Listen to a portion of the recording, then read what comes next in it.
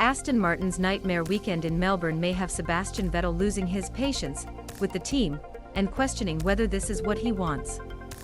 That's according to former F1 driver turned commentator Timo Glock.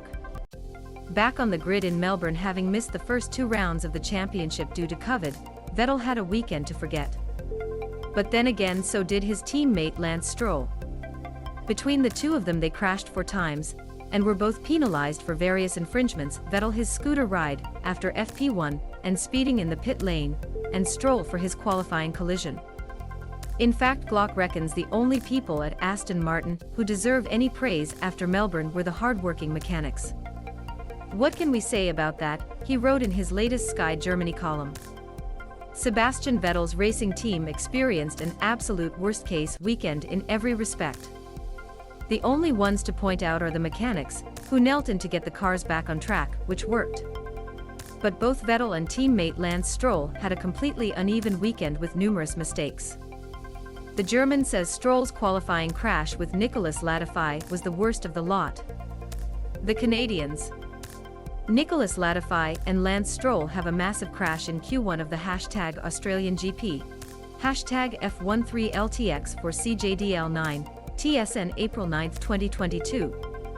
Stroll overtook Latifi for track position with the Williams driver, then passing him up the inside of the bend, only for Stroll to turn in on his compatriot, causing a collision that saw him hit with a 3-place grid penalty. Glock said of the accident that Stroll's in qualifying, when he clears Latifi, just can't happen. He has to think about that. Another person who now has to do some serious thinking is new Aston Martin team boss Mike Crack. Only in the job this year, the 50-year-old needs to find a way to turn the team's fortunes around.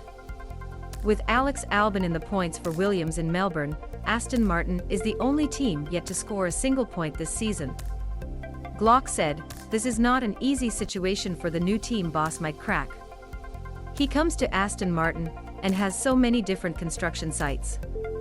It's going to be a tough road for the whole team."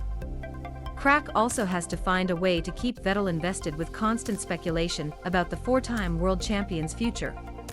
"I can imagine that Sebastian Vettel will lose his patience at some point, because he himself knows how long it takes to get out of such a low," Glock concluded. Therefore, the question arises whether he still wants to do that to himself. Now you have to wait for the next races and see how he can motivate himself, and what he then decides for his future. Planet F1 verdict.